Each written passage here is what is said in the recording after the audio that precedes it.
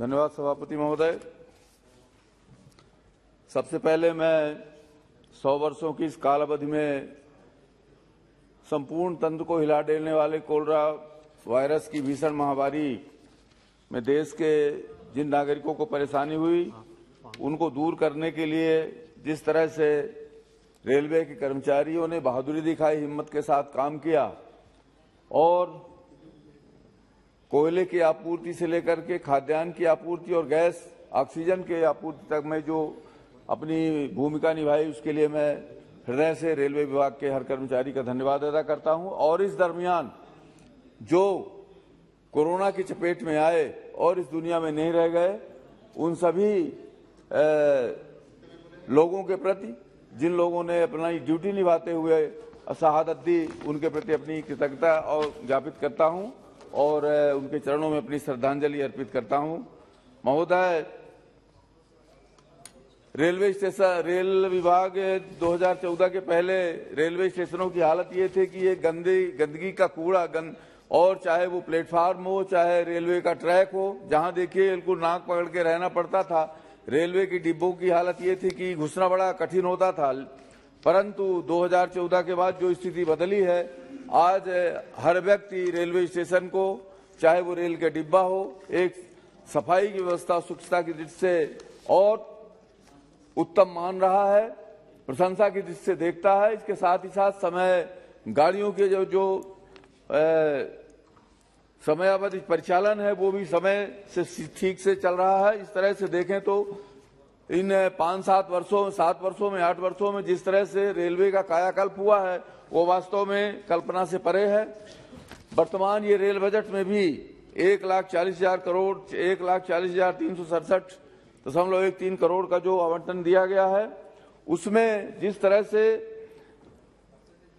400 नई वंदे मातरम ट्रेनें अगले 3 वर्षों में चलाई जाएंगी और इस वजह से जो इसमें निजी निवेश भी आकर्षित होगा। और आज देश की मांग है कि सार्वजनिक क्षेत्रों में भी कैसे पूंजी आए और कैसे सुविधाएं बढ़ें। उनके लिए जो लोग ये तर्क देते हैं कि निजीकरण करने से सब तबाह हो जाएगा, परंतु आज निजीकरण की वजह से चाहे वो जिस सेक्टर में गए हैं वहां पर तरक्की हुई है और इस तरह से ये जो आशंका है उसमें कहीं कोई दम नहीं है। और हमारा देश विविधताओं से भरा हुआ देश है।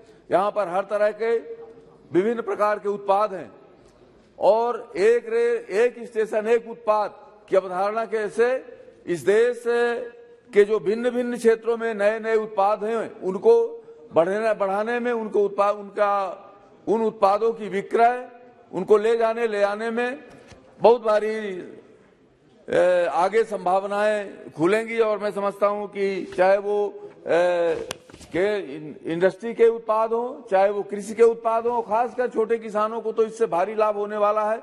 जिस तरह से किसान की फसल, उसकी सब्जी, उसका दूध ले जाने में दिक्कतें आती है और फसल कटाई के बाद या कि दूध निकालने के बाद जो नुकसान होता है, उससे इस विजन की माध्यम से बहुत लाभ होगा। और निश्चित रूप से किसानों की उन्नति में, किसानी के प्रगति में इस योजना का बहुत बड़ा लाभ मिलने वाला है। इस बजट में विश्व स्तरीय कवच तकनीक के इस्तेमाल 2000 किलोमीटर के रेलवे नेटवर्क में किए जाने की तैयार किया गया है। इससे सुरक्षा तंत्र को काफी बल मिलेगा और निश्चित रूप से उसमें क्षमता और यात्रियों के कॉन्फिडेंस में वृद्धि होगी। साथ ही 3 वर्षों में 100 पीएम गति शक्ति कार्गो टर्मिनल विकसित करने का जो प्रावधान किया गया है, मेट्रो सिस्टम के निर्माण के जो नए तरीके और तकनीक शामिल किया जाएगा, इससे शहरी ट्रांसपोर्ट सिस्टम रेलवे नेटवर्क से जुड़ेगा और निश्चित रूप से इसमें सघनता आएगी और रेलवे का नेटवर्क विस्तृत होगा।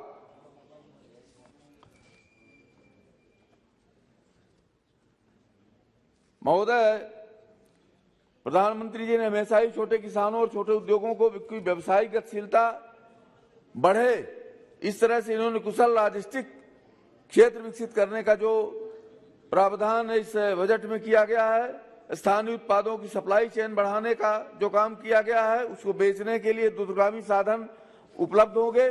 ये सब कुछ इनके साथ ही साथ सरकार ने जो 2024 का विजन तैयार किया है, उसमें 58 super critical projects, 68 critical projects, 20 additional core projects, 41 additional SDN project, 32 essential multi tracking project, 9 national project, 16 new line projects, 25 gauge conversion projects, 114 traffic facilities, इन सब कार्यों को चिन्हित करके जिस तरह से 2024 तक इस रेल के क्षमता को बढ़ाने का काम और रेल के माध्यम से इस देश को आगे ले जाने का काम जो किया गया है इस बजट में, वो सराहनीय। एक मिनट, मैं इसके साथ ही साथ अपने क्षेत्र की समस्याओं की ओर भी मैं ध्यान देना चाहूंगा, माननीय मंत्री जी का, कि रेल के दृष्टि से हमारा जो रीवा है वो अत्यंत पिछड़ा हुआ है, रेल कनेक्टिविटी बहुत कम है।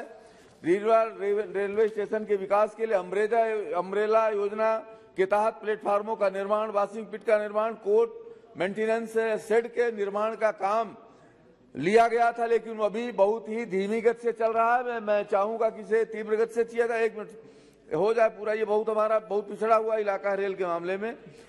मेरे निर्वाचन क्षेत्र से प्रतिदिन सैकड़ों लोग चिकित्सा और व्यवसाय के लिए मुंबई जाते हैं, और मुंबई के लिए कोई हमारे पास ट्रेन नहीं है, इसलिए एक यात्री गाड़ी रीवा से मुंबई के लिए दी जाए।